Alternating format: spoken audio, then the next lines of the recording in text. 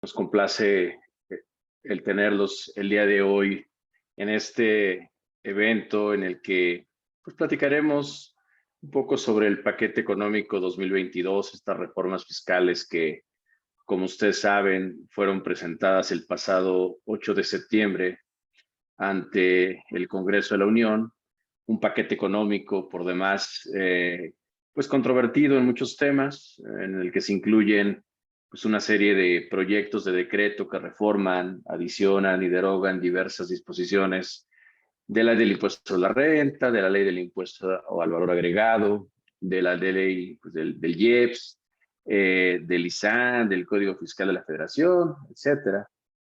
Y bueno, pues sin duda un paquete económico que plantea diversos ajustes técnicos en materia de impuestos federales, mucho de ello enfocado a disuadir pues conductas que erosionan la base recaudatoria, un tema que ha sido muy comentado a lo largo de los últimos años, obviamente buscando mucho fomentar la formalidad y de alguna manera también la competitividad.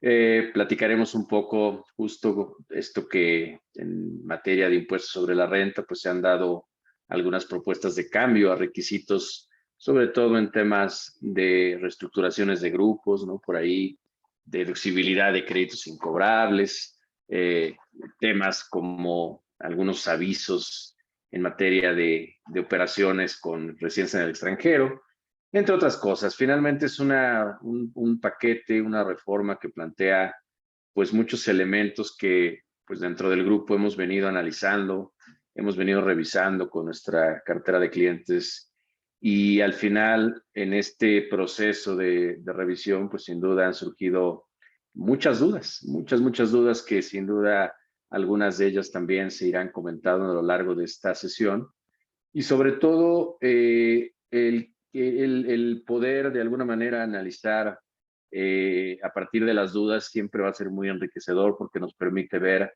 pues cuestiones que a veces como decimos, en la ceguera de taller no podemos ver a simple vista, sino después de un análisis riguroso. Y precisamente pues aquí viene la invitación a que con toda confianza puedan ir planteando sus dudas.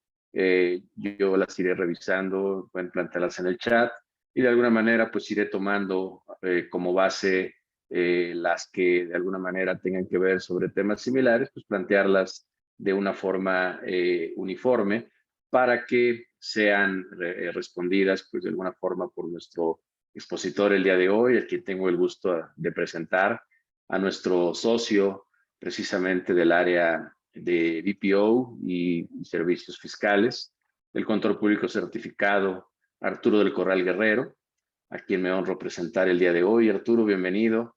¿No? Arturo, para que lo conozcan un poco más, bueno, como ya lo comenté, él es el socio encargado de la división de impuestos de la firma. Él es egresado de la Universidad del Valle de México. Él cuenta con diversos estudios en materia de impuestos corporativos e impuestos internacionales por parte del ITAM. Él es socio, perdón, bueno, sí, socio del Colegio de Contaduría Pública Fiscal y Finanzas. Es además presidente de la Comisión de Práctica Fiscal Internacional de dicho colegio. A lo largo de su carrera, pues ha tenido la oportunidad de trabajar para entidades privadas con inversión extranjera, propiciando pues en todo momento el adecuado cumplimiento legal y tributario en México. Desde hace varios años, además, él es conferencista en materia fiscal, financiera, tributación internacional y en temas de reestructuras corporativas vinculadas con escisiones, fusiones y liquidación de entidades, en donde ha tenido oportunidad de formar parte pues, de los grupos de trabajo que han llevado a cabo varias de ellas en México. Él, además de ser miembro del Colegio de Contaduría Pública y Finanzas, pues, como ya lo comenté, forma parte también dentro del servicio fiscal, ¿no? Él precisamente como síndico del contribuyente.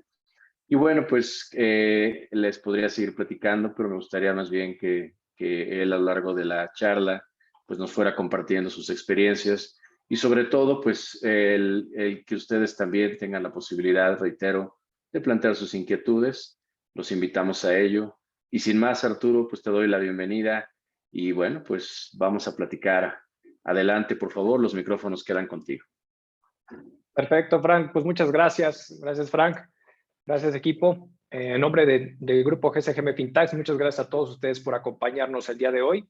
Esperemos que sea de su utilidad lo que vamos a comentar el día. Evidentemente hay muchos cambios, y como bien lo comentaba Frank, hay muchos cambios, muchas propuestas de reforma en las diferentes legislaciones o leyes. Y la realidad es que traemos para hoy con ustedes diferentes puntos que creemos de mayor relevancia. Hay muchos otros seguramente que no estaremos tocando el día de hoy. Ya los invitaremos justamente a un curso mucho más amplio que tendremos nosotros como firma, pero ahorita en este webinar tocaremos creo que los puntos medulares como tal. Si así me lo permiten, estaré compartiendo pantalla para ir viendo justamente algunos puntos. Y como bien dijo Frank, tengo afortunadamente la oportunidad de estar actualmente como síndico titular del contribuyente dentro del colegio del cual estoy miembro. Y justamente uno de los puntos importantes que tuvimos en la reunión bimestral pasada, justamente la semana pasada, platicando específicamente o lo que estaba exponiendo es particularmente el tema, ahora sí que el de auditoría, el administrador desconcentrado de auditoría fiscal, en este caso en la ciudad de Querétaro, que es donde un servidor preside. Hay varios puntos importantes que se van a dar cuenta que tiene sentido justo con la propuesta de reforma fiscal en materia recaudatoria para impuestos 2022. Y justamente uno de los puntos medulares que hizo mención justamente el administrador es que va a existir una mayor fortaleza recaudatoria a través de las facultades de comprobación de la autoridad, es decir, va a incrementar el proceso de auditorías en diferentes áreas de manera particular. ¿Cuáles son esas áreas? Una es a todos ustedes contribuyentes que en un momento dado hayan recibido pagos por asimilados a salarios y que el pagador de ese asimilado a salario esté catalogado dentro de la lista de los EFOS, tengan por seguro que les va a llegar invitación para poder regularizar la situación como tal. Y van a tener de cierta manera dos alternativas, y es la propuesta que en su momento decía justamente el administrador de auditoría. Tienes dos opciones. Te invito a que de cierta manera te regularices de cierta forma, es decir, paga el impuesto que de cierta manera este famoso pagador se supone que te retuvo y debió haber enterado a la autoridad y no lo hizo de esa forma. Entonces te invito a que al final regularices tu situación y pagues el impuesto correspondiente. Caso contrario, en dado caso de no hacerlo, ten por seguro que te va a llegar un tema de fiscalización. Acá en Querétaro hemos tenido muchas, ya hemos empezado a tener o revisar o ver a ciertas auditorías, a ciertos contribuyentes cercanos de un servidor donde ha tenido este tipo de fiscalización respecto a este tipo de pagos. Otro punto interesante es, ustedes recordarán que justamente en el 2017 hubo este famoso decreto de repatriación de capitales, ¿no? En este tema de repatriación de capitales, donde al final te decía que a partir de septiembre de dicho año iba a empezar el intercambio automático de información financiera para materia fiscal respecto a las inversiones que tú tuvieras en el extranjero. E entonces se propuso una tasa efectiva, una tasa fija para la ganancia obtenida respecto a la repatriación de capitales con ciertos lineamientos. Y lo que nos comentaba justamente es que a partir de ese momento seguramente van a empezar a haber revisiones respecto a esa repatriación de capitales, ¿no? Entonces tenga por seguro que van a empezar a haber revisiones respecto al ejercicio fiscal 2017 en adelante. Entonces, para que tengan a aquellas contribuyentes que hayan caído en algún supuesto de esta naturaleza, pues tengan bien amarrados los asuntos, ¿no? Simplemente para que evitemos alguna situación de esta índole. También van a estar justamente buscando fiscalizar puntos importantes como el tema ejidatario, el tema de esta regularización de los ejidos a unidades privativas. Este tipo de situaciones lo que va a provocar que efectivamente haya una mayor fiscalización, es decir, se van a meter a revisar de cierta manera. Pues seguramente escucharon parte de la responsabilidad de los notarios que inscribían al RFC a los diferentes contribuyentes y que a su vez evitaron o no presentaron cierto tipo de información. Ahorita, justamente lo que se está proponiendo para 2022 es cuando un contribuyente se constituye ante un federatario público, algunos tenían la autorización para inscribirte al RFC. Bueno, prácticamente bajo esta naturaleza lo que están quitando es esa opción. Entonces se va a volver todavía más complejo el tema de las atenciones por parte de la autoridad por este tipo de situaciones, ¿no? Entonces, parte de las propuestas para el 2022, lo que nos vamos a percatar es justamente, y les traigo este cuadro comparativo para entender un poquito hacia dónde se va a mover la autoridad en materia recaudatoria. Un punto fundamental es que tenemos justamente un incremento en recaudación en materia de impuestos respecto al 2021. Pero el punto interesante, ¿en qué proporción? Si se dan cuenta, el incremento entre el 2022 y el 2021 hay una variación particularmente bastante alta que más o menos equivale al 11.65%. ¿Qué quiere decir? Mientras del 2020 al 2021 hubo un crecimiento en recaudación en materia de ISR del 0.96%, para el 2022 respecto al 2021 en materia recaudatoria se pretende recaudar por encima de un 11.65%. Entonces, realmente el spread o el alto porcentaje que pretende recaudar en materia de impuestos sobre la renta es bastante alta. Y aquí un poquito el contexto, y tiene cierto sentido por lo que vamos a ver en las propuestas de reformas que traen consigo. Si ustedes tuvieron la oportunidad de escuchar a nuestra jefa del SAT, Raquel Buenrostro, en una conferencia de prensa hizo alusión a un comentario de manera particular. Y es que de entrada busca para el 2028 incrementar la base del RFC, ¿no? Es decir, la base de los contribuyentes inscritos al RFC hasta en un 30%.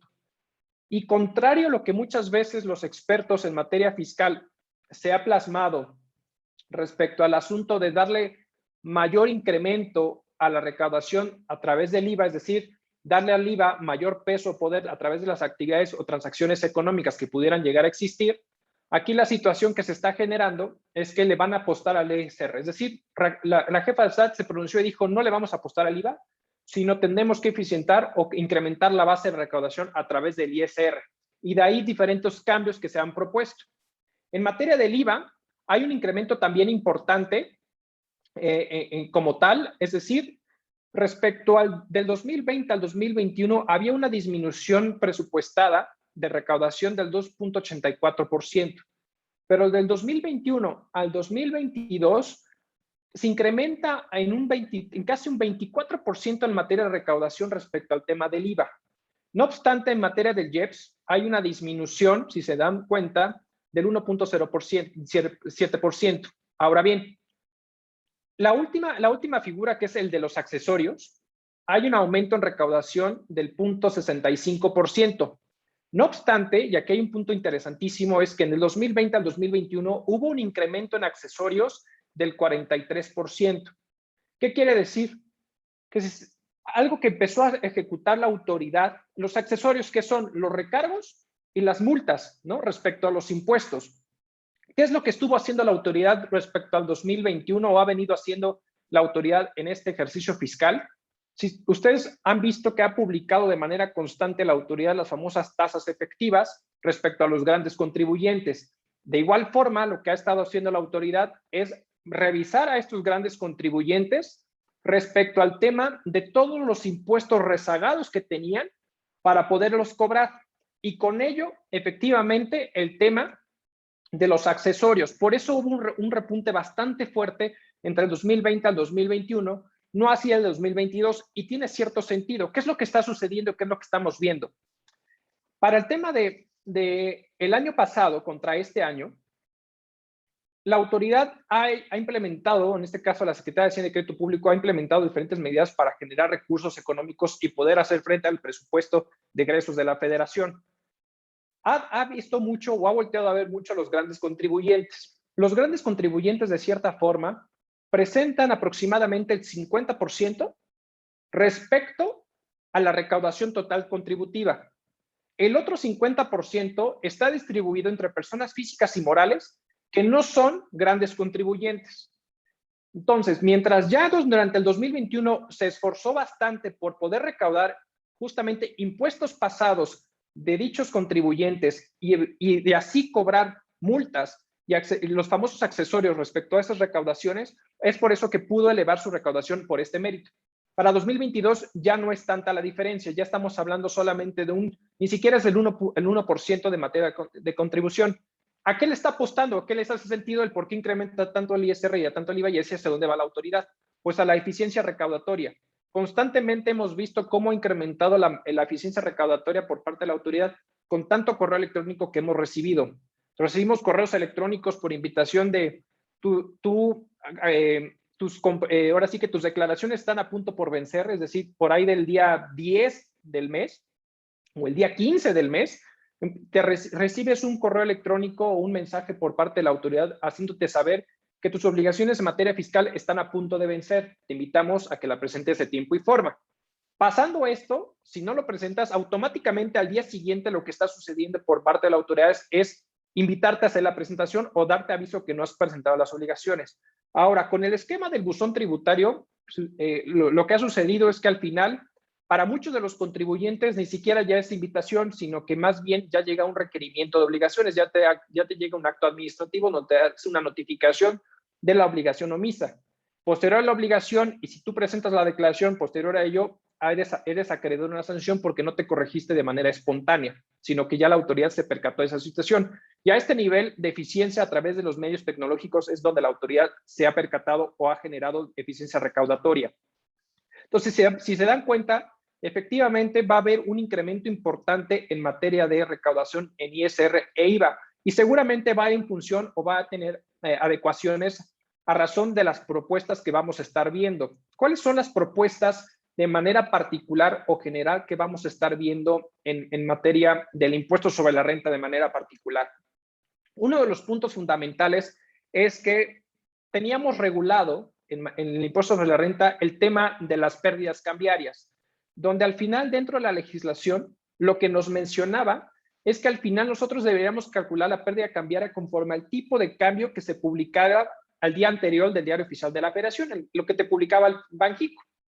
No obstante, no había claridad respecto a la ganancia cambiaria y entonces muchos de los contribuyentes optaban, ¿no? Ya sabemos que dentro de a lo mejor un tema corporativo podías establecer un tipo de cambio corporativo en favor de cómo estás manejando tu estructura financiera dentro de la sociedad. Y entonces hay una aclaración y reforman justamente en materia de este punto diciendo que al final, en un momento dado, tu ganancia cambiaria no podrá ser menor, ¿no? Respecto al tipo de cambio establecido por Banxico. Es decir, ya no te va a dar oportunidad de que tú como contribuyente establezcas tipos de cambio en las transacciones que tú ejecutas con los terceros, sino que al final tendrás que evaluar a la moneda extranjera, al tipo de cambio que se estaba ejecutando, al tipo de cambio establecido por tema de Banxico. Entonces, de cierta manera le da claridad al contribuyente de que no vas a poder utilizar un tipo de cambio distinto al que no sea el de Banxico. Por lo tanto, si en un momento dado tus transacciones están valuadas a un tipo de cambio distinto y además de ello está por debajo de cambio, automáticamente puede ser acreedor a una sanción como tal, ¿no? Ante esta situación, porque puede generar esas transacciones evaluadas a un tipo de cambio que no corresponde, ¿no? Ahora bien, otro punto fundamental es el tema que existe ya un orden de acreditamiento para los impuestos extranjeros. Antes, si ustedes recordarán, nosotros como contribuyentes, si pudiéramos tener operaciones en el extranjero y pagáramos un impuesto en extranjero, ya sea vía retención o porque al final nuestras transacciones que se están ejecutando en el extranjero pagamos un impuesto, no existía un orden de prelación como tal y existía un criterio normativo donde de cierta manera te permitía poder acreditar el impuesto pagado en el extranjero antes que los pagos provisionales efectuados. ¿Esto qué podía suceder o qué es lo que llegaba a generar? Si en un momento dado el impuesto causado en el ejercicio, tú acreditas primero el impuesto del extranjero hasta lo que la legislación te permite y posterior a ello plasmas los pagos provisionales pagados en su momento, eso pudiera provocar un saldo a favor. Caso contrario a este tema del orden de prelación respecto al tema del acreditamiento, cambia completamente la situación. ¿Por qué?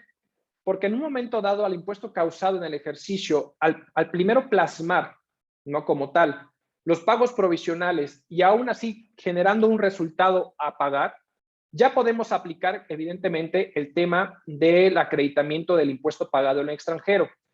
Pero como sabemos, por normas tributarias, en este caso en México, no nos permite generar un impuesto a favor por el tema del acreditamiento del pago al extranjero, sino que más bien la legislación te dice, podrás acreditar evidentemente con las reglas, pero hasta el monto máximo a pagar, es decir, en ningún momento vas a poder, si pagaste del extranjero 15 pesos y tu impuesto por pagar es de 3 pesos, pues solamente vas a poder acreditar hasta 3 pesos, no vas a poder acreditar los 15 pesos y resultando 12 pesos a favor, ¿no? Caso contrario, antes de esta reforma o antes de esta propuesta, primero te permitía en su momento poder acreditar el impuesto extranjero bajo este criterio normativo que existía y posteriormente los pagos provisionales. Y ante esta situación, pues los pagos provisionales, al efectuarlos, sí te podía generar un saldo a favor en su momento. Quitando esto ya no es posible, ¿no? Ya al final podrás acreditar el impuesto al extranjero hasta por el monto máximo a pagar y se acabó, quitando toda tu posibilidad de poder causar un impuesto a favor. Entonces, este tipo de cambios, este tipo de estructuras que se están ejecutando o se están proponiendo, si se dan cuenta, al final te quito posibilidad de cierta forma para poder generar saldos a favor, ¿no? Como tal, y al final pagar lo que tengas que pagar. Entonces, todos estos cambios previstos, si se dan cuenta, van en función a poder generar mayor recaudación en materia de impuestos y principalmente, en este caso, impuestos sobre la renta, ¿no? Otro punto fundamental y muy interesante es el tema de los créditos respaldados. Y justamente en la exposición de motivos que hace mención la autoridad, o en este caso, en este caso la autoridad, es que muchas veces los créditos respaldados entre partes relacionadas deben estar sustentadas a una razón de negocios. Si lo ponemos en contraposición justamente con lo que sucedió dentro de los cambios normativos en temas de precios de transferencia, te decía que cuando tú tenías préstamos entre partes relacionadas, estos préstamos deberían estar pasando por un filtro de validación de que efectivamente el sujeto que iba a recibir el préstamo tiene posibilidad crediticia para poder adquirirlo.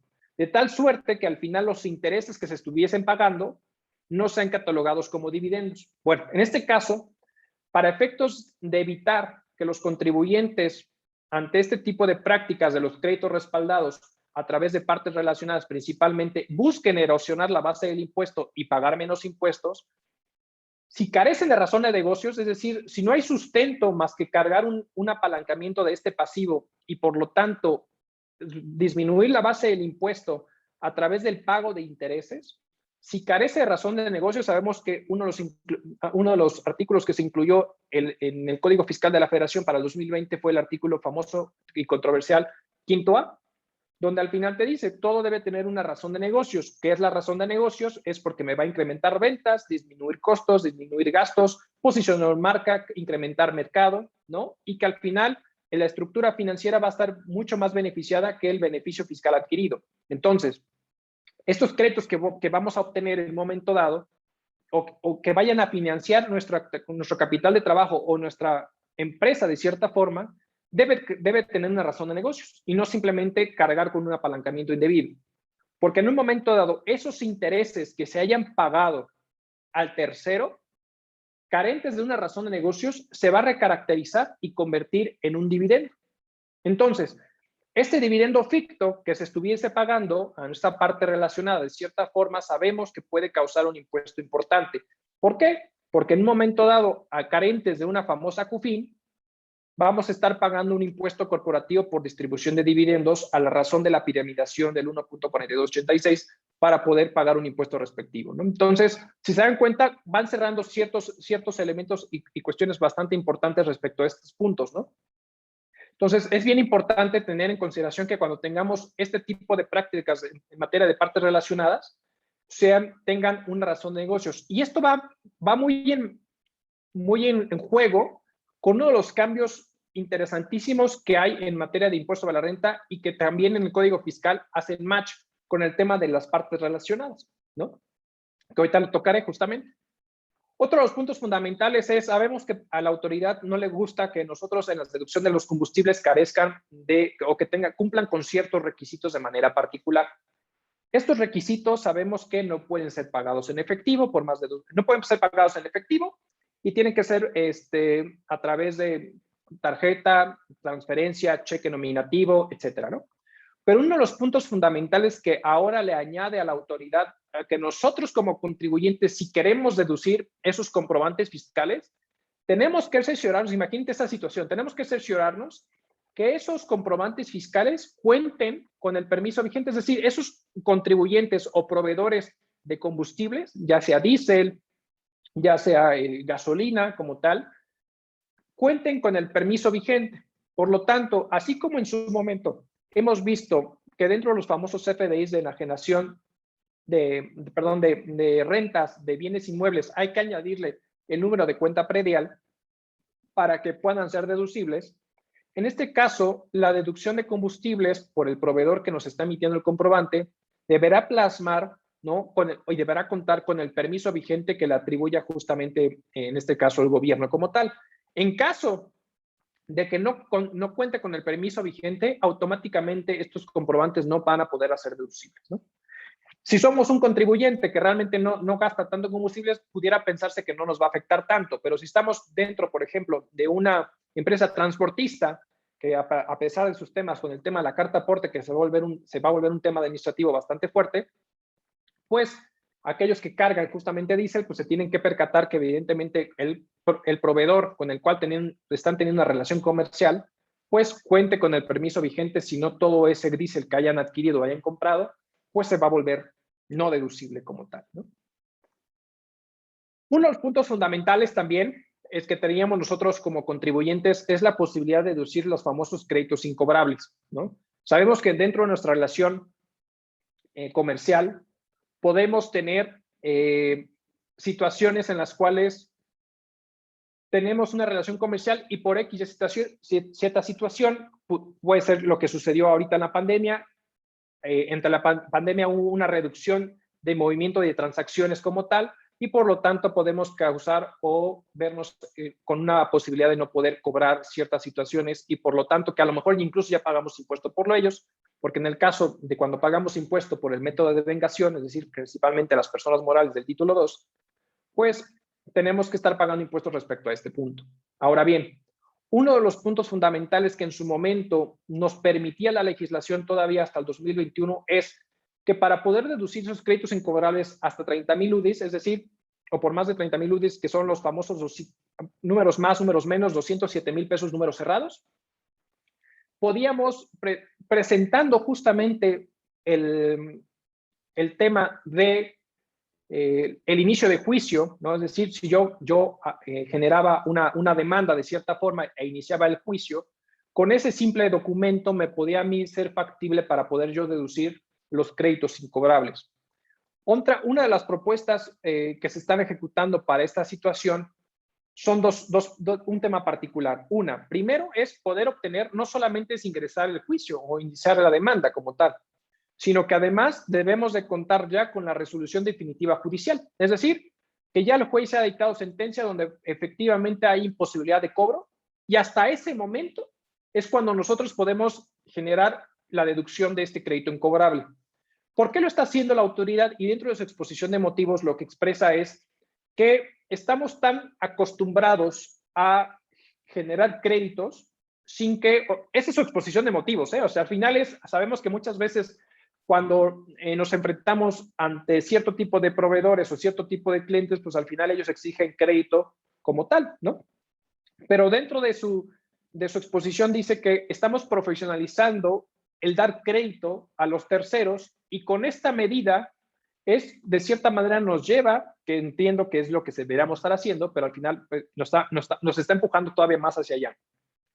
Deberíamos estar haciendo un estudio financiero de cierta forma para ver con quién vamos a tener relación y si en algún momento no nos va a dejar de cobrar. Al final la autoridad lo que está buscando es defender sus intereses. ¿Cuáles son sus intereses? Pues el cobro de impuestos. Y va a cobrar impuestos en el momento que exista un cobro por materia de IVA y evidentemente el tema del ISR, cuando al final se ejecute el bien, se entregue el bien, se ejecute el servicio, se expida el CFDI, etcétera, ¿no? En esos supuestos. Entonces, ante este tipo de situación, si te dice, oye, ¿quieres deducir el crédito incobrable? Pues no basta solamente con el tema de la presentación de la demanda, sino que al final necesito la resolución definitiva por parte del juez para que efectivamente haga alusión de que no va a haber forma de que tú vas a poder cobrar ese derecho que tú tienes y entonces lo puedas mandar como un crédito incobrable y lo puedas deducir. Entonces, esto está llevando que al final va poniendo cada vez la autoridad, se percatan como más candados para poder tener ciertos tipos de beneficios y me queda claro que al final la estructura de las reformas que está ejecutando, tanto en restricciones por parte del contribuyente, pero así como a favor del pago por parte de la autoridad, es cuando vamos viendo el porqué y cómo piensa llegar justamente al incremento recaudatorio en materia impositiva, principalmente ISR y materia de IVA.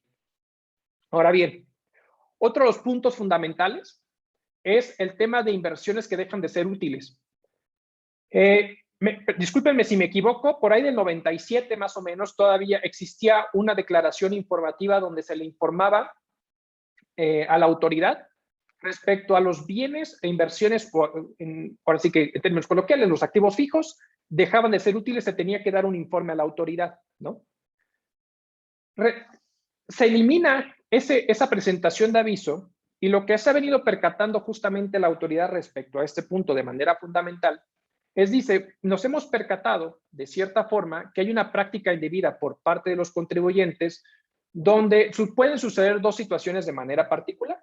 Una, que tengas activos que todavía estés utilizando y que le sigas dando un efecto de depreciación cuando ya no existe, ¿no? O cuando, más bien, perdón, cuando ya no lo estás usando para poder ejecutar tu actividad económica y le sigas dando efecto de deducción. Es decir, sabemos que las inversiones es poder obtener un beneficio futuro al utilizamiento de estas mismas, tanto por tema normativo financiero como por efectos fiscales, ¿no?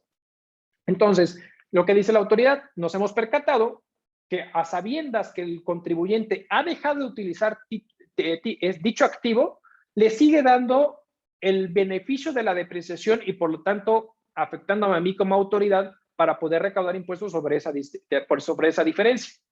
La otra también, nos hemos percatado que hay contribuyentes que siguen utilizando el activo a pesar de que lo dan de baja, entre comillas, es decir, recién adquirido, al poco tiempo lo han llegado a dar de baja, evidentemente a un precio menor de ventas en su puesto para generar una pérdida fiscal de enajenación del activo, pero aún así lo siguen utilizando para el desarrollo económico de su entidad. Entonces, ante esta situación, te dice la autoridad, en un momento dado que tú dejes de utilizar un activo fijo, ¿no? Y que va a ser como puesto hacia la venta o de cierta manera ya no lo estás utilizando para tu actividad económica, debes de estar presentando un aviso. Entonces, esto es algo bastante interesante porque nosotros tendríamos que estar haciendo revisiones y como tal, de cierta manera, para saber qué activos realmente estamos utilizando y hacer un inventario de activos que tenemos actualmente para saber en un momento dado este tipo de implicaciones como tal. Evidentemente vamos a esperar las reglas de carácter general que la autoridad en un momento dado pudiese publicar respecto a cómo presentar dicho aviso, porque no las tenemos todavía. Recordemos que al final estas disposiciones o esta propuesta sigue todavía dentro de la Cámara Baja para poder ser aprobadas en un momento dado como tal, ¿no? Pero bueno, al final, eso que existía en su momento por ahí del año 97, regresa hoy para el 2022 como propuesta para evitar este tipo de prácticas que al final la autoridad se está percatando o así lo expone como tal, ¿no? Un punto fundamental, no sé si han escuchado o han visto seguramente en las redes sociales, que por ahí circuló una nota vieja respecto a que los famosos 15,000 pesos que te iban a estar depositando, iban a tener una recaudación de impuestos como tal. Estaban haciendo alusión al famoso IDE, cuando sabemos que el IDE se abrogó en 2013. No obstante, para el 2014, cuando nace la nueva legislación en materia de impuesto sobre la renta, es decir, nace la nueva ley, sigue vigente o crean esta obligación por parte de las instituciones financieras para poder informar respecto a todos los depósitos en efectivo que superen la cuantía de 15,000 pesos en un mes calendario respecto a la cuenta bancaria del contribuyente en una institución financiera.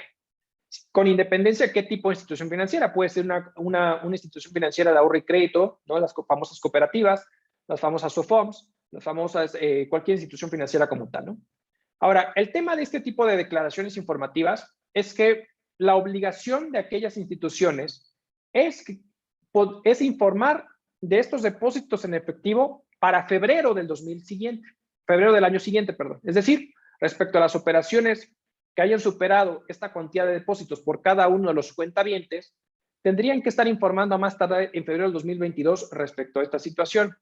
Y por resolución miscelánea daba una facilidad para que lo pudieras hacer de manera mensual derivado de la cuantía de operaciones que pudiera existir y no fuera tan engorroso o tan complicado para efectos de las instituciones financieras. Ahora, con este cambio de manera particular de convertirlo de anual a mensual, le está obligando a las instituciones financieras que de manera mensual le esté informando a la autoridad sobre estos depósitos en efectivo.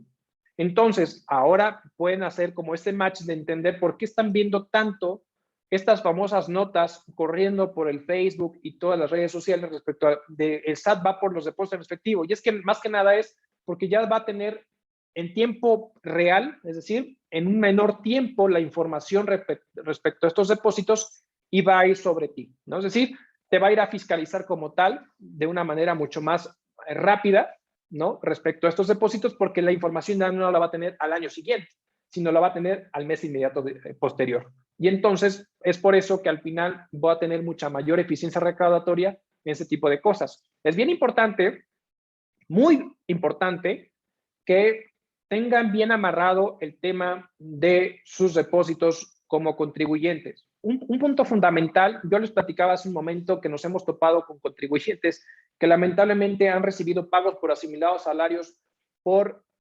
pagadoras que están en materia de los CEFOS, como en el 69, pero el conflicto no queda ahí. El conflicto sería si solamente pagaras el impuesto sobre esa base. El problema es que una vez que ya te llegan a auditar como contribuyente, lo primero que te van a solicitar son los estados de cuenta. Entonces, esos estados de cuenta, pues vas a tener que desvirtuar o poder probar que todos los depósitos que tú tengas vienen de una situación que no agrava o que no genera una actividad económica y que tuvieran que pagar impuestos como tal, ¿no? Es donde se vuelve lo complicado en ese tipo de situaciones como contribuyente, ¿no? Entonces, va a ser es súper importante que tengan cuidado con este tipo de situaciones, ¿no? Ahora bien, hemos escuchado hablar de el famoso RECICO, ¿no? El régimen de simplificación de confianza. Sabemos que aquí hay un punto fundamental. Primero, el tema de los agapes para personas físicas de manera particular, cuando se hace toda la reforma en el 2014 del impuesto sobre la renta, tanto personas físicas como personas morales quedan dentro del capítulo 8 del título 2 de personas morales respecto al tema de los famosos agapes, el régimen, el sector primario.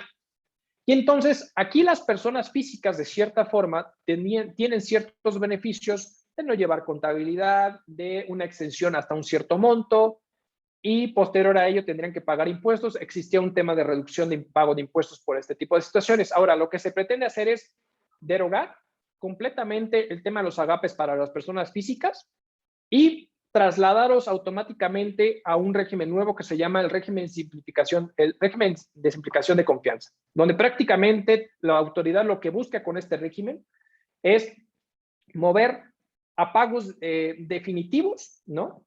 A una tasa fija sobre los ingresos brutos que haya obtenido de cierta forma estos contribuyentes. Ahora, vamos a ver bajo qué lineamientos y qué reglas pueden llegar a plasmar específicamente para estos contribuyentes, porque a estos contribuyentes en personas físicas tenían ciertos estímulos o ciertos beneficios respecto al tema de 20 UMAS elevadas al año. De cierta manera no iban a pagar impuestos como tal, sino que iba a ser ingresos completamente exentos, y cuando pagan y si llegan a pasar reciclo y están dentro de ese umbral, pues de cierta manera vas a pagar un impuesto cuando ya no tenías, cuando en su momento no los ibas a pagar, ¿no? Entonces, creo que son temas bastante interesantes respecto a estos puntos como tal.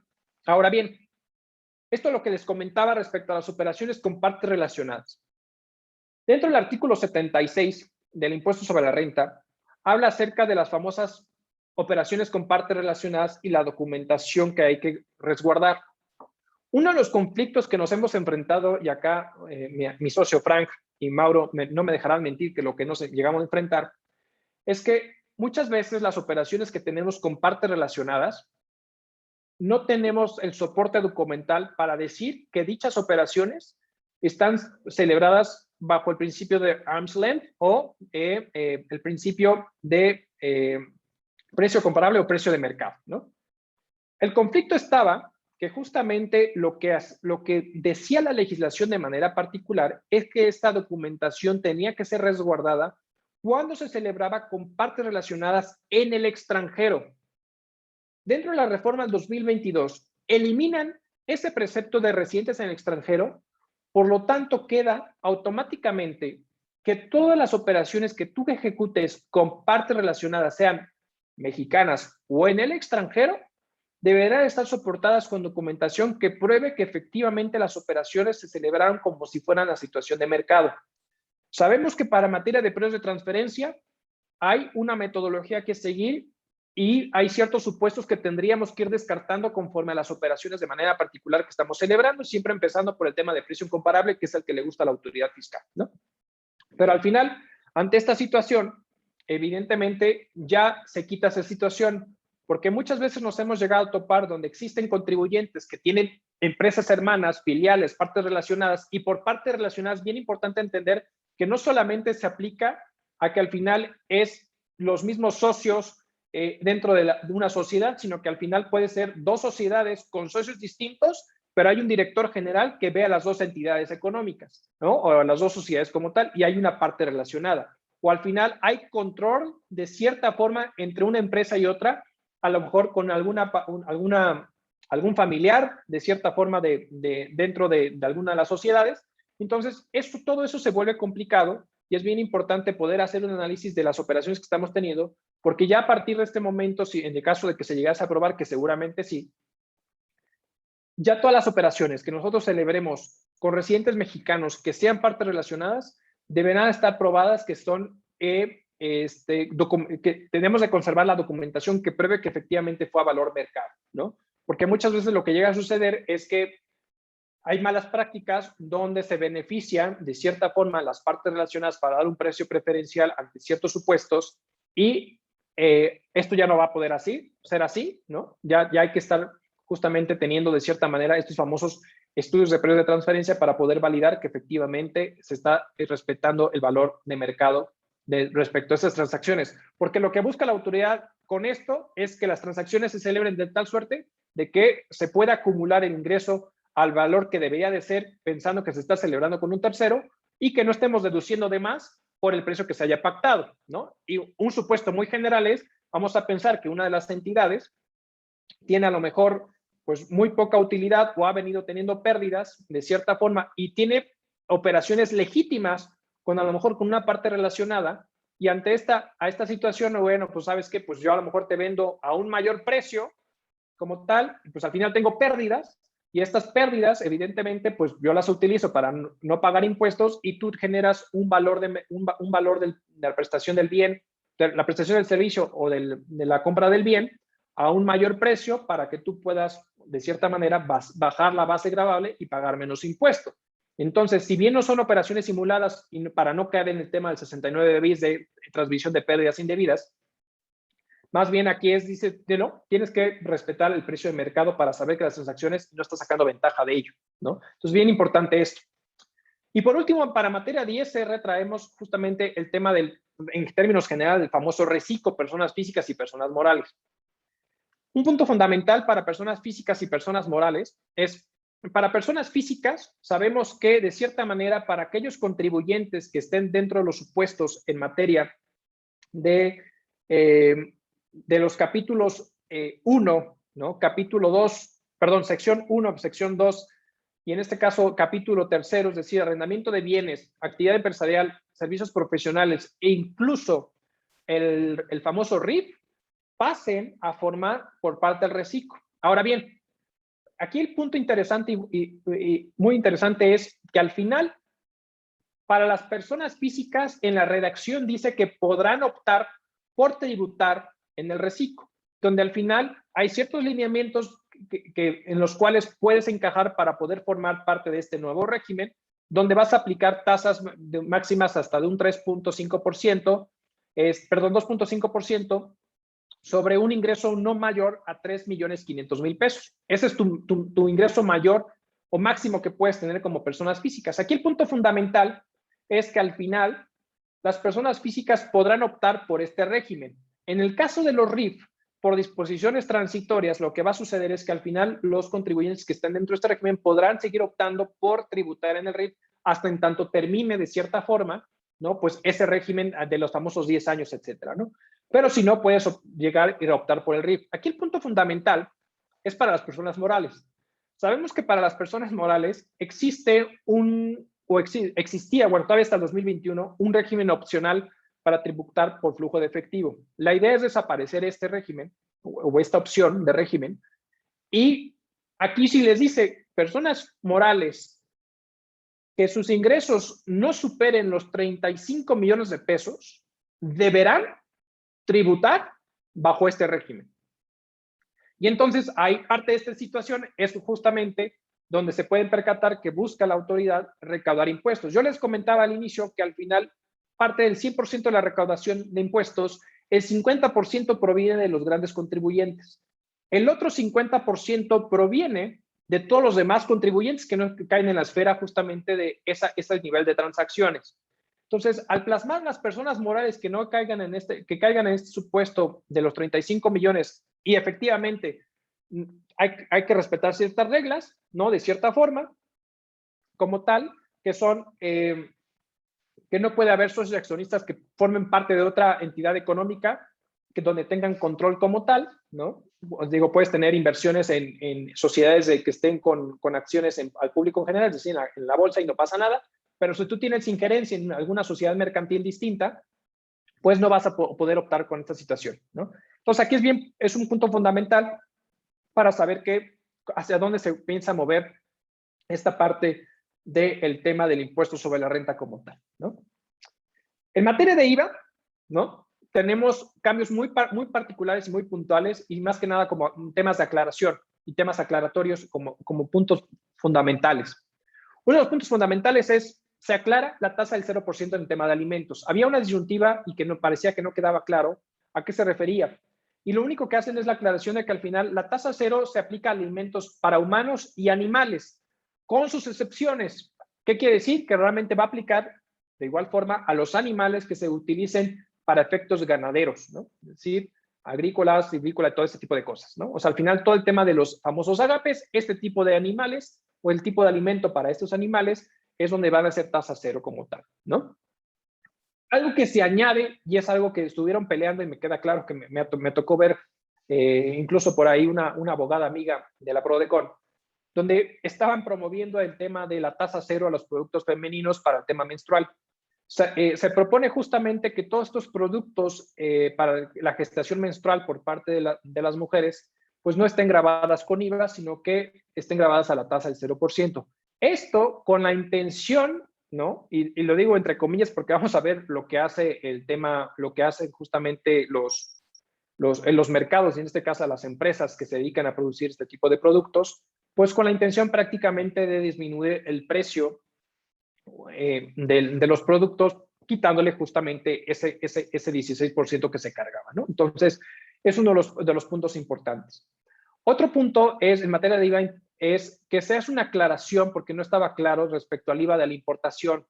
Muchas veces cuando sabemos que nosotros como contribuyentes podemos acreditar el impuesto pagado del IVA a la importación de un producto a través del pedimento. El punto es que, como no era claro, muchas veces habían prácticas por parte de los contribuyentes donde utilizaban a un tercero para que se hiciera de cierta manera la importación, y como esa importación, digamos que aún así como un tema de una comercializadora o un punto distinto o alguna empresa que les apoyara con su padrón de importadores para poder traer un producto a México, pero como el pedimento salía a nombre del otro contribuyente y no era clara la redacción, justamente la legislación, pues había contribuyentes malamente que acreditaban el IVA a pesar de que el pedimento no estaba a su nombre. Con esta aclaración en la redacción al momento de esta reforma o esta propuesta de reforma, lo que hacen es, al final es parte del acreditamiento o los derechos que tú vas a tener para poder acreditar justamente el tema de el IVA de la importación, es que el pedimento forzosamente debe estar a tu nombre. Si no está a tu nombre, no hay manera que tú puedas acreditar ese IVA. Creo que era algo que tenían que simplemente aclarar, pero creo que era algo que ya se podía interpretar de cierta forma que hacia allá iba, ¿no? Y otro punto muy importante que añaden en temas de IVA son aquellas famosas actividades no objeto de IVA. Se añade este famoso supuesto, sabemos que tenemos el IVA a la tasa general, tasa cero y el tasa exenta. Y de cierta manera, con esas transacciones, cuando nosotros de cierta manera realizamos actividades mixtas, y mixtas se entienden que están grabadas a la tasa 16 o el 0%, y además una tasa exenta por aquellas situaciones, a lo mejor una constructora que vende casas de habitación, pues una inmobiliaria, perdón, que vende casas de habitación, pues a lo mejor en sus transacciones hay elementos o gastos que es difícil discernir entre si va para la tasa 16 o tasa exenta, pues se tiene que hacer un ajuste justamente para la proporción del acreditamiento como tal, ¿no? Ahora bien, aquí con esta propuesta de reforma lo que se propone hacer es justamente crear un supuesto adicional, que son todas aquellas actividades que no son objeto del IVA. Ejemplo, cuando tú realizas operaciones en el extranjero, dado que no están en territorio mexicano, que es muy clara la autoridad en materia del impuesto sobre la renta, perdón, el valor agregado, que las operaciones que se ejecuten en territorio mexicano pues estarán grabadas bajo los ciertos supuestos, ¿no? Pero si hacemos actividades en el extranjero y que entonces no son objeto del IVA, pues ya lo plasma como tal. ¿Y qué es lo que pretende hacer la autoridad con esto? Que al final dice, ¿sabes qué? Si tú realizas actividades en el extranjero, por lo tanto no puedes trasladar porque están, están fuera del país, por lo tanto son no objeto del IVA, todos aquellos gastos que tú hayas ejecutado a efectos de poder realizar dicha actividad, no vas a poder acreditar el IVA, porque están relacionados con esa actividad económica. Entonces, van a formar de cierta manera como la parte exenta, como parte del gasto, no vas a poder acreditar el tema de IVA de esas transacciones. Y si en un momento dado tú realizas operaciones mixtas con el tema de tasa 16 o tasa 0 y además realizaste actividades no objeto al IVA como tal, como el ejemplo que les estoy poniendo, lo que te dice es la misma situación como con el tema exento. Tendrás que sacar una proporción respecto a la proporción de acreditamiento del IVA de aquellas operaciones que no puedas discernir para efectos de decir qué va con qué tasa y qué no. Pues va a haber situaciones donde puedas justamente catalogar perfectamente con qué actividad, si va con una actividad grabada o un objeto del IVA. Pero va a haber temas como a lo mejor los gastos de luz, los gastos de cierto personal administrativo, de alguna firma que tú puedas llegar a contratar para efectos contables, a lo mejor por poner un ejemplo, o todos aquellos servicios que te prestan en materia general que no puedas discernir, bueno, tendrás que hacer esa validación o esa proporción en materia de acreditamiento como tal, ¿no? Entonces, justamente de los temas principales que hay en materia de IVA, realmente los cambios más fundamentales están en ISR y en Código Fiscal de la Federación, que es justamente lo que traemos ahorita a colación. Uno de los puntos fundamentales que están trayendo ahorita a colación en materia de Código Fiscal de la Federación son los famosos supuestos o reestructuras corporativas que pueden llegar a existir. Y es el tema de las fusiones y escisiones como tal. Toda fusión y toda decisión vuelven a añadir justamente dentro de la exposición de motivos que a veces carecen de una razón de negocios. Y hay varias situaciones que llegan a suceder. Muchas veces se topa la autoridad y dice, oye, a veces nos topamos con escisiones donde simplemente se distribuyen las pérdidas fiscales o ciertos beneficios fiscales, pero no se distribuye la participación social que tenía el capital. Por lo tanto, si carece de esta situación, va para atrás. Y es uno de los supuestos que yo necesito que exista para darle validez al artículo 14 del Código Fiscal y que entonces esa transmisión de bienes, esa famosa transmisión de bienes que puede llegar a existir a través de la fusión, o en este caso la escisión, no se considere como una enajenación. De igual forma, para el tema de las escisiones ya lo venían para el 2021, pero se añade que para efectos de una fusión, en un proceso de fusión hubo una escisión, si al momento de crear estas nuevas ciudades escindidas, ¿no? O alguna sociedad fusionante o fusionada que se llega a generar por estas transacciones, se crea algún concepto nuevo dentro del capital contable, automáticamente se vuelve que no cumple con las disposiciones y se crea una nueva partida. Toda esa transmisión de bienes que en su momento debió haber existido se va a catalogar como una enajenación y por lo tanto habrá que pagarse el impuesto como tal. Entonces, le están dando mayor soporte para que al final todo ese tipo de reestructuras corporativas que a nosotros nos tocó ver ahora con el tema de la reforma laboral, había entidades donde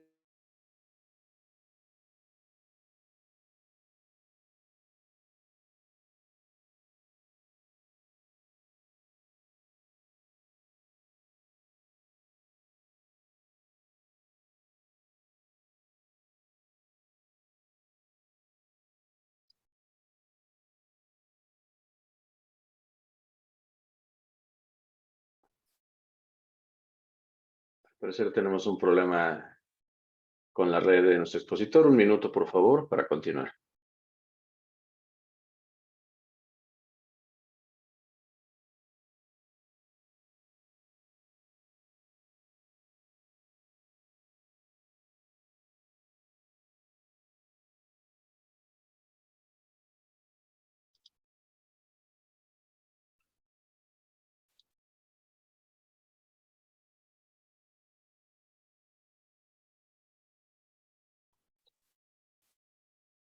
En un momento más continuamos. Estamos reactivando la señal con Arturo. Poder dar continuidad al programa. Un minuto, por favor.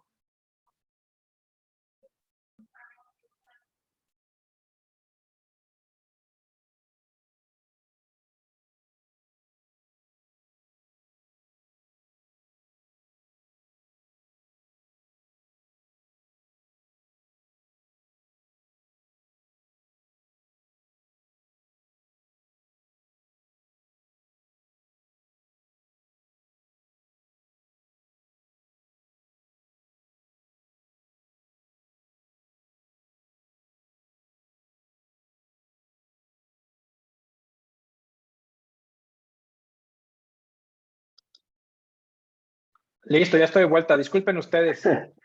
Perfecto. Muy bien, adelante, Arturo. Gracias. Perfecto. Discúlpenme por esta situación. Como que de repente alguien le bajó el switch al internet y prometo que sí se pagó. Perfecto. Entonces, justamente les comentaba del tema de una razón de negocios en el tema de fusiones y decisiones, ¿no? Un punto fundamental que cambia completamente las reglas del juego es que para el tema de la firma electrónica y los certificados de sellos digitales, la autoridad podrá reservarse el derecho de emitirlos a alguna sociedad. Ojo, si alguno de los socios que tengan control sobre la sociedad, ¿no? Si el representante legal para efectos fiscales, si alguno de estos dos tipos de contribuyentes que estén vinculados con esta sociedad tenga créditos fiscales, si tenga un proceso, esté en el 69B o tenga alguna situación de manera particular con la autoridad de la cual no lo esté resolviendo, la autoridad se va a reservar el derecho de poder emitir una firma electrónica. Entonces, cada vez la autoridad está poniendo candados ante este tipo de situaciones para poder recaudar. O sea, al final no te puedo extender a una sociedad nueva alguna firma o algún certificado de sello digital si en un momento dado alguno de los involucrados dentro de la sociedad está incumpliendo conmigo como autoridad, ¿no? Entonces, eso nos va a llevar que a nosotros como contribuyentes, personas físicas, representantes legales, estemos al pendiente de nuestras obligaciones fiscales, porque el día de mañana, si queremos aperturar una nueva entidad, una persona moral, y queremos inscribirla, queremos solicitar su firma electrónica o algún certificado de sello digital, la autoridad no solamente no nos los puede expedir, y justamente va en relación con el siguiente punto de la cancelación de certificados digital, te los puede cancelar. Si en un momento dado yo como persona moral, ¿no? Dentro de los supuestos generales, sabemos que dentro del 69 y 69 bis puede haber situaciones para poder cancelar o suspender justamente los certificados sellos digitales de acuerdo al 17H y 17H bis. Entonces, de igual forma, si algún involucrado dentro de la sociedad, persona física, representante legal, socio accionista que tenga cierto control en la sociedad, tenga algún conflicto con la autoridad, tenga algún crédito pendiente con la autoridad como tal, les pueden no emitir el certificado, les pueden cancelar el certificado de sello digital, ¿no? Y además de ello, si en un momento dado, y aquí punto fundamental con el tema de los 69B y 69B bis, sabemos que esos dos artículos de manera particular se han vuelto la punta de lanza por parte de la autoridad para temas recaudatorios. Los dos son artículos de procedimiento. Cuando uno tiene operaciones con alguno de estos proveedores que están dentro de estos dos supuestos, nosotros como contribuyentes tenemos por ambos artículos un procedimiento a seguir para poder desvirtuar los hechos y poder demostrar que efectivamente hubo de cierta forma materialidad en las operaciones que estuvimos celebrando con esos terceros.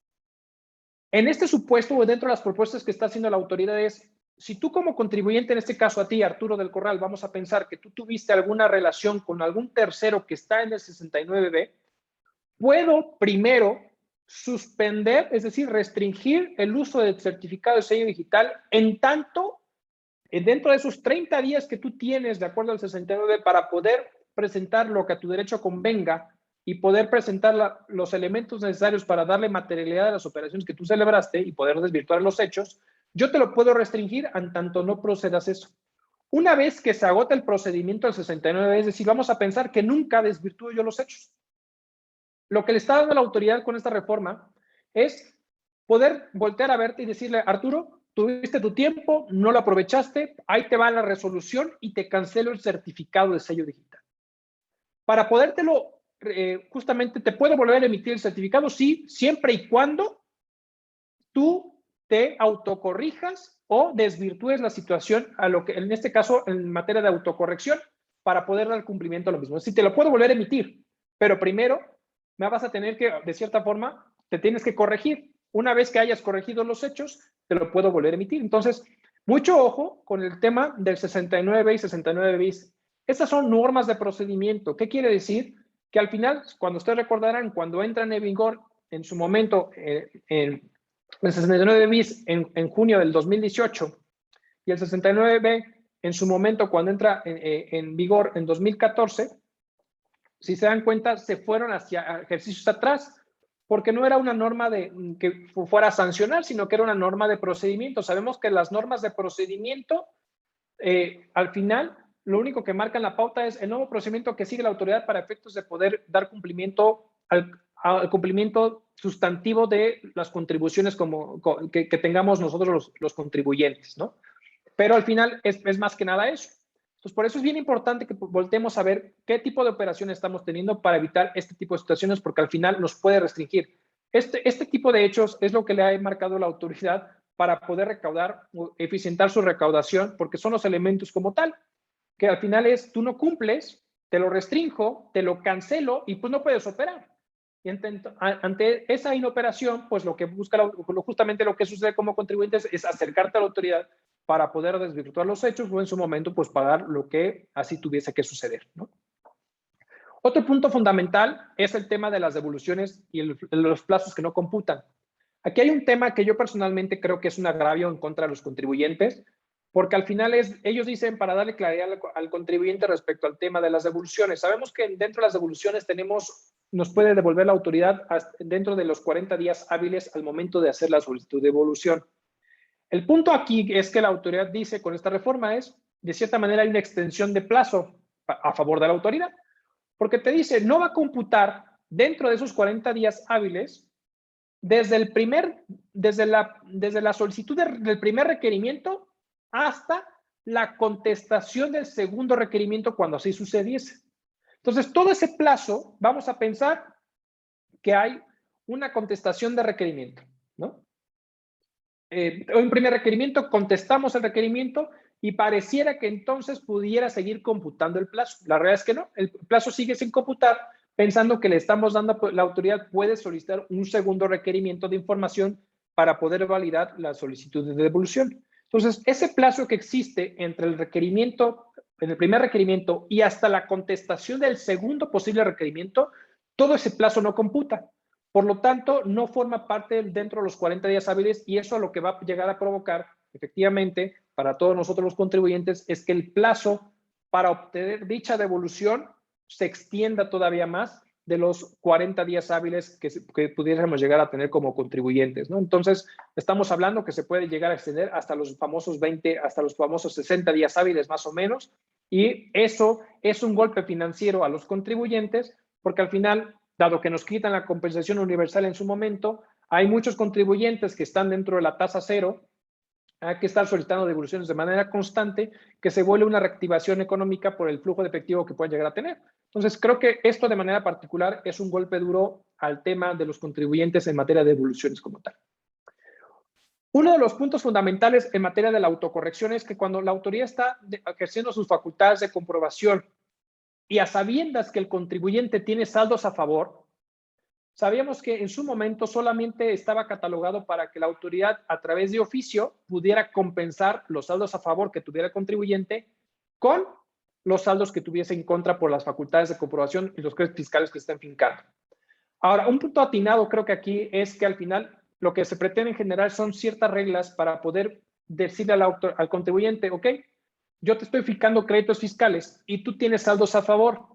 Y aquí un punto fundamental es que de cierta manera regresa bajo esta premisa de manera particular la famosa compensación universal. Y digo bajo esta premisa porque te dice, tú teniendo saldos a favor de X contribuciones, impuestos como tal, vas a poderlos compensar en la autocorrección dentro de las facultades de comprobación que esté ejerciendo la autoridad como tal, sin importar contra qué vamos a pensar que te está realizando ISR y tienes IVAs a favor. Bueno, pues con reglas que la autoridad ya en su momento se encargará de publicar bajo qué lineamientos y todos, te va a permitir de cierta forma poder utilizar esos saldos a favor que tú tienes como contribuyente para poderlos compensar y dar pago y de cierta manera autocorregirte en ese procedimiento que está haciendo la autoridad en su revisión, ¿no? Creo que esto es algo atinado, vamos a ver cómo lo resuelve la autoridad y bajo qué supuestos y cuáles van a ser las reglas del juego que van a poner a plenar. Es decir, elimina el tema de oficio como tal, bueno, no lo elimina, sino que más bien amplía la gama para que al final el contribuyente pueda alzar la mano y diga, quiero utilizar estos saldos a favor para poderlos compensar en el tema de la autocorrección contra el saldo a cargo que seguramente voy a tener o estoy teniendo como tal. Yo les comentaba al principio de la plática que nuestra jefa Raquel Buenrostro estaba mencionando que le están apostando al ISR, recaudación de ISR, y que para el 2028 buscaba el aumento del 30%, perdón, un 30% para el 2028 en materia de las listas de contribuyentes, en materia de RFC. Y aquí hay un punto fundamental que está haciendo está volviendo obligatorio, y ojo, obligatorio, porque así lo dice la legislación, deberán inscribirse al RFC los mayores de edad. Dentro de la exposición de motivos dice que esto es algo que ya se venía dando porque para obtener tu título universitario, aperturar una cuenta bancaria, tu cédula profesional, necesitas tu RFC.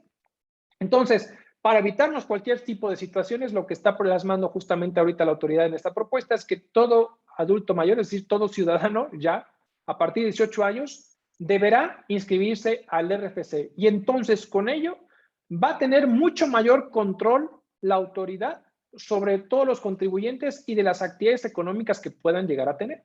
Entonces, a esto es a lo que le está apostando la autoridad. Buscan incrementar la recaudación año con año, evidentemente incrementando la base de los contribuyentes.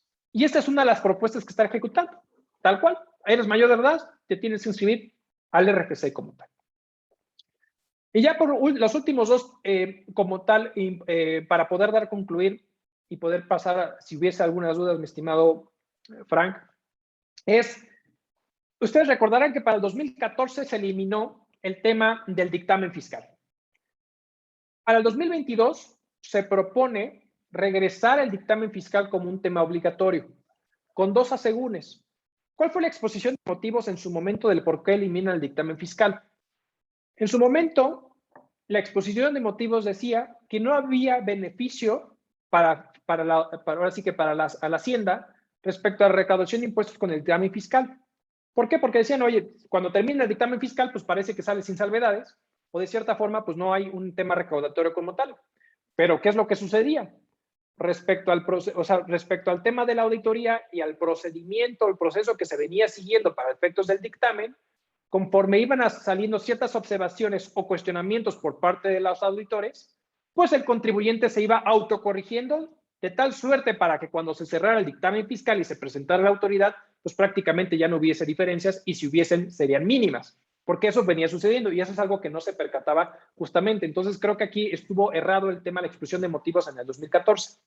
Regresan la propuesta para el 2022 para que el dictamen fiscal para grandes contribuyentes se vuelva obligatorio, pero aquí el punto fundamental es que existe una declaración que es información sobre tu situación fiscal, que es muy similar al famoso CIPRIAT, en su momento, donde de cierta manera señalas información financiera y fiscal por parte de los contribuyentes y donde había ciertos supuestos, pero aquí el punto fundamental es, si tú, parte relacionada, si tú eres un contribuyente que tiene dictamen, que está obligado al dictamen fiscal, y queda el tema optativo, al final el tema optativo queda, pero ya para algunos contribuyentes queda de manera obligatoria.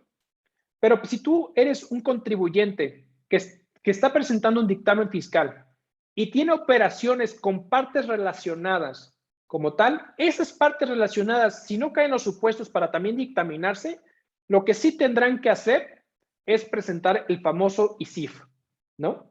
Entonces, ¿qué hace esto? Que al final la autoridad va a tener elementos y va a tener ese match entre lo que dice el dictamen fiscal por aquella entidad que sí está obligada y todas sus partes relacionadas que van a estar informando en este famoso ISIF, que igual vuelvo al punto, hay mucha información que no es a ese grado tan perfecto como el dictamen, es decir, no tiene tanta información como tal, pero sí hay mucha que es muy similar. Entonces, empieza a hacer ese match.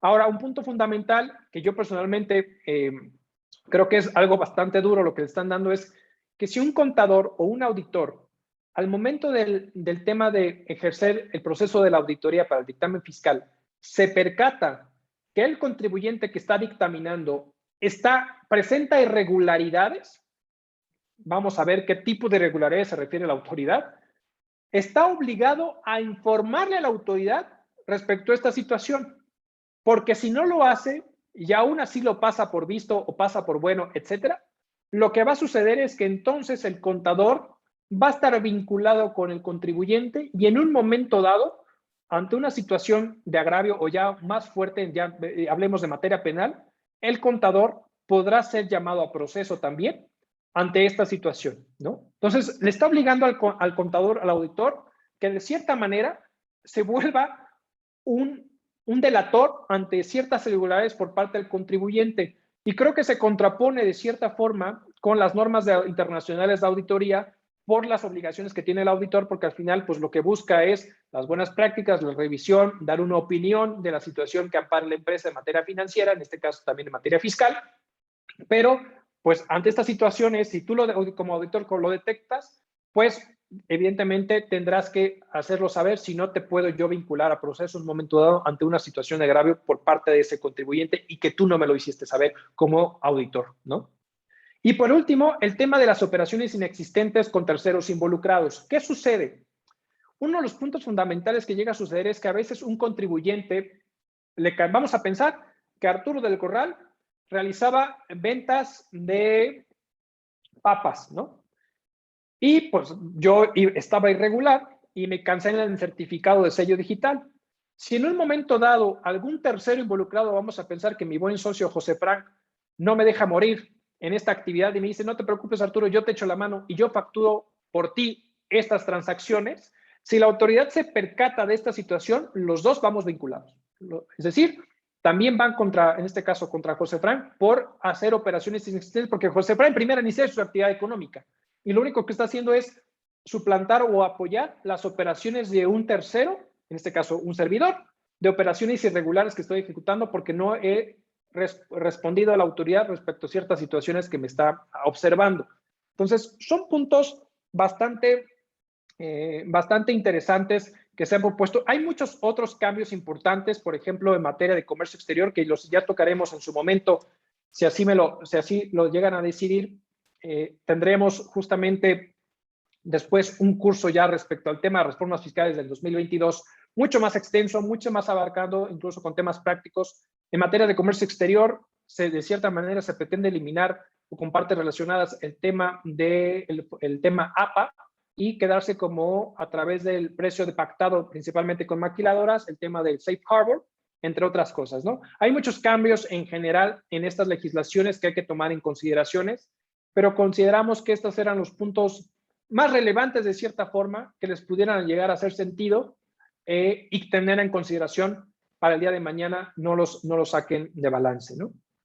De mi lado, Agradezco mucho su atención el día de hoy. Les agradezco su participación y haber estado con nosotros. José Fran, muchas gracias. No sé si hay alguna dudas, comentarios por ahí. Muchísimas gracias, Arturo. Bueno, pues sin duda, como lo has comentado, pues un tema, o temas, mejor dicho, bastante, vamos, de alto impacto. Evidentemente hay, o depende del tipo de sector y de tipo de entidad, pues tendrán diferentes implicaciones, ¿no? Y sí, hay algunas preguntas que precisamente nos hacen nuestros participantes. Una de ellas nos dicen, ¿cuál sería el monto del depósito a fiscalizar o no se tiene definido? No sé si ahí tengas algo de información al respecto.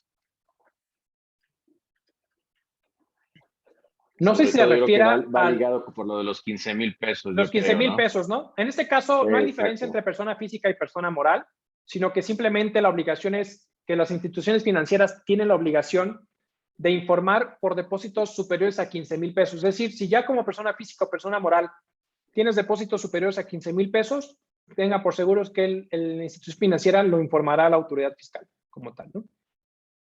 Perfecto, perfecto. Fíjate que una de las preguntas que también ha sido muy recurrente es el tema, digo, como sabemos, pues obviamente con el nuevo régimen simplificado de confianza, ¿no? Pues de alguna manera, bueno, no de alguna manera, se busca sustituir el famoso régimen de incorporación fiscal. Y en este sentido, de alguna manera, pues surgen algunas dudas. No sé si tuvieras algún comentario, algo sobre esa parte, ¿no? ¿Qué deberán o qué podrán enfrentar en determinado momento los contribuyentes, ¿no? Por estas nuevas disposiciones. Hace rato hablabas, pues, el tema de las tasas efectivas. Sí, sí, pero bueno, surgen como las dudas, ¿no? De qué pasa con el RIF como tal, ¿no? Sí, de manera particular con el RIF, de cierta manera, si ustedes recordarán,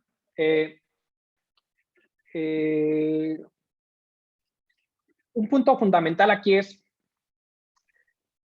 a diferencia cuando transicionan del 2003 a 2014, los famosos repecos, ¿no? Que es prácticamente el famoso reciclo, ¿no? Los famosos repecos o el régimen intermedio que existía en su momento pasan de manera automática aquí al RIF. La realidad es que no hay reglas si al final van a pasar de manera automática o lo van a dejar a libre, a una cierta libertad. ¿Por qué? Porque de entrada sí pretenden derogar todas las disposiciones en relación al RIF, tanto en materia de ISR como en materia de IVA, ¿no? Y también en IEPS. Entonces, de cierta forma, sí pasarían de cierta forma de manera obligatoria, bueno, no obligatoria, sino que pasarían al tema del reciclo. No obstante, se le está dando permiso a aquellos contribuyentes que deseen mantenerse en el RIF, lo van a poder hacer hasta en tanto no se termine su beneficio, de los famosos 10 años como tal, ¿no? Entonces, lo van a poder mantener, sí. No sabemos las reglas, no sabemos si al final la autoridad te va a decir, eres reciclo, hasta tanto no me entregues un escrito libre, como lo ha llegado a hacer en otras ocasiones, como en un caso de aclaración, me entregas un escrito libre con firma autógrafa para decirme que quieres mantenerte en el tema del RIF, ¿no? Entonces, vamos a ver bajo qué lineamientos o qué reglas lo puede llegar a hacer, pero es prácticamente como funcionaría, ¿no? Excelente, excelente. También algo que nos comentan, dice, yo como consultoría a veces facturo porque apoyo a consultores que a veces despiden que facture una persona moral y no como persona física, y yo posteriormente le pago a ellos. Dice, no es siempre, pero le llego a hacer. ¿Podría meterme en un problema al final si facturo algo que sí hago? Al final entiendo que la redacción, bueno, dice, al final facturo algo que sí hago. O sea, entiendo que al final se dedica a ello, lo que está haciendo es facturar eso simplemente y después lo paga a las personas que le piden el apoyo. Entonces dice, ¿podré meterme en algún problema? Pues mira, el problema no es tanto que si lo hagas o no lo hagas. Al final, si lo haces, no hay ningún problema. Pero aquí un punto fundamental que sí la autoridad se va a percatar es, ya justamente dentro de los cambios que sí proponen para el 2022, es que tú no vas a poder facturar algo que no esté dentro de tu lista de actividades del RFC. Entonces, aquí, ojo, aquí sí es un punto fundamental. Hay que regresar, hay que revisar qué actividades de cierta forma dimos de alta en el RFC para que esté vinculado con lo que estoy facturando, porque a lo mejor en mi práctica comercial, pues sí lo hago y sí lo ejecuto, pero nunca di aviso al cambio de actividades. ¿no? De lo que estoy ejecutando. Entonces, ante esta omisión, la autoridad puede presumir que son operaciones inexistentes, dado que estás facturando algo que se supone que no estás haciendo porque nunca me lo informaste, ¿no? Entonces, es algo que pudiera llegar a suceder. Fuera de eso, no le veo problema. Perfecto. Muy bien, veamos. Perfecto. Muy bien. Bueno, otra de las dudas que surgen es, y que esto creo que es muy importante, ¿no? Se plantea si en algún momento dado, dice, respecto a la capitalización delegada, ¿se tendría que realizar la disminución de las pérdidas fiscales? ¿Se podría explicar un poco más respecto a este tema? La capitalización delgada es un punto bastante interesante. El tema de la capitalización delgada, sí, uno de los cambios propuestos es que cuando una persona llega a optar, sabemos que hay un lineamiento para el tema de la capitalización delgada. Una es respecto a la estructura del capital contable y la otra es si nos vamos por los supuestos de la CUCA y la CUFIN o la CUFINRE en un momento dado.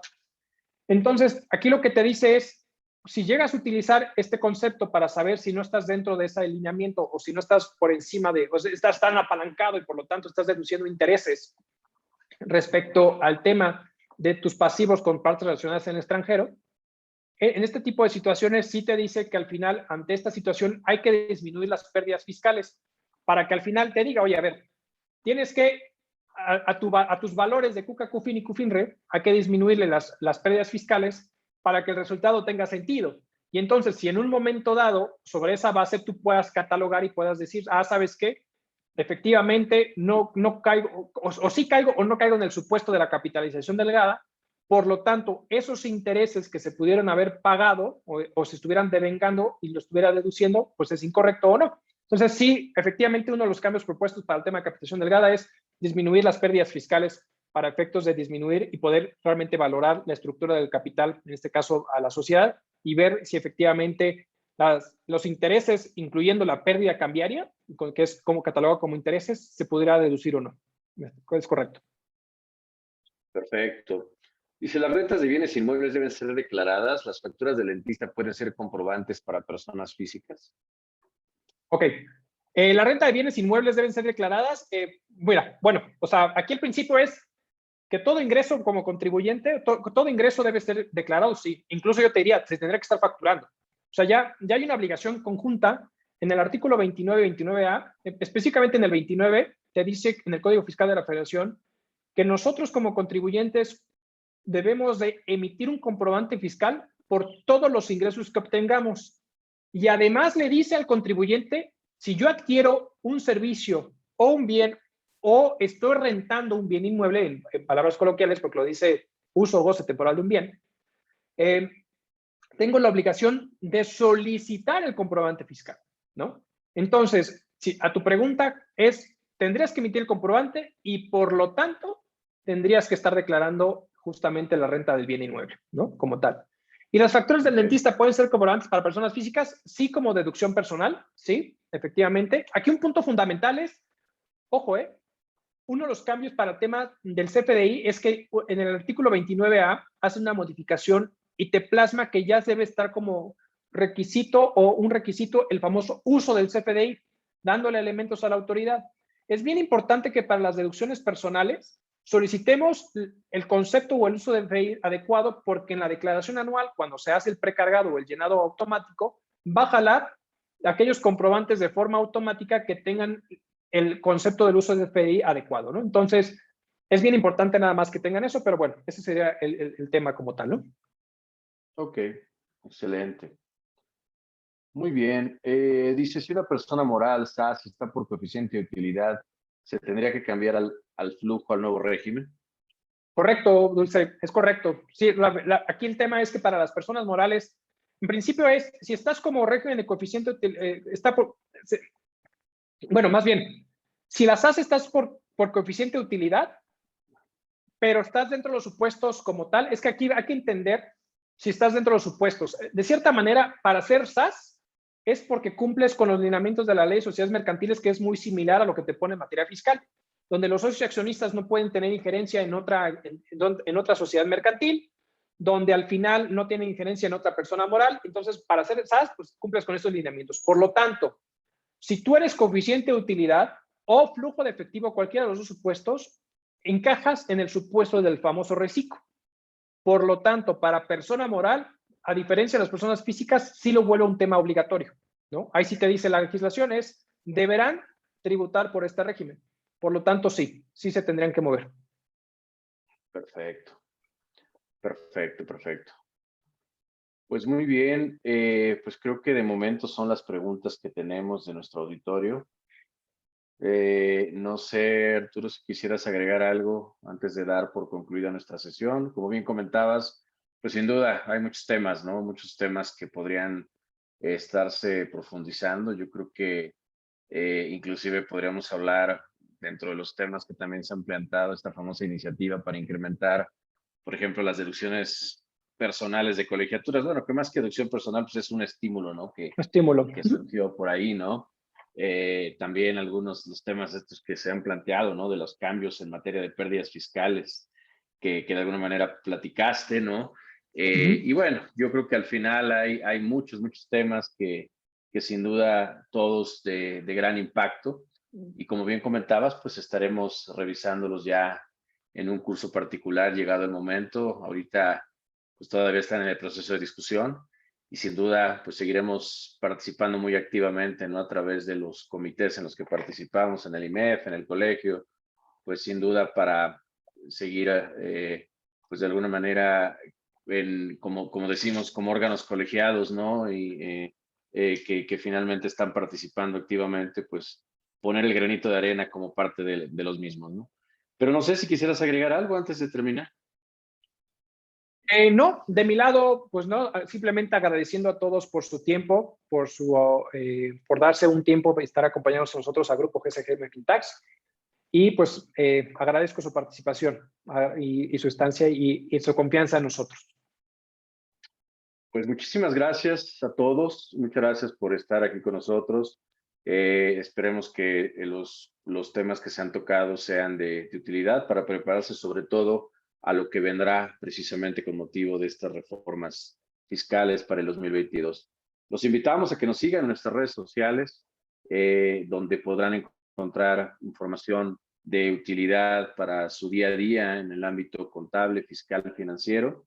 Y de igual manera, pues los invitamos a que participen en nuestros programas de capacitación que desarrollamos pues siempre con un enfoque consultivo, que es precisamente lo que buscamos, ¿no? Más allá del aspecto teórico, técnico, pues que ustedes siempre tengan el punto de vista de quienes capacitamos, pero sobre todo somos consultores en lo que capacitamos. Sin más, pues muchísimas gracias a todos, que tengan una excelente tarde, que sigan muy bien en casa y sobre todo cuidándose y cuidando a los demás. Muy buenas noches, muchas gracias Arturo, muchas gracias al equipo de GSGM Fintax por el apoyo que nos han brindado para llevar a cabo este evento. Y bueno, pues que tengan excelente noche. Muchísimas gracias a todos. Hasta luego.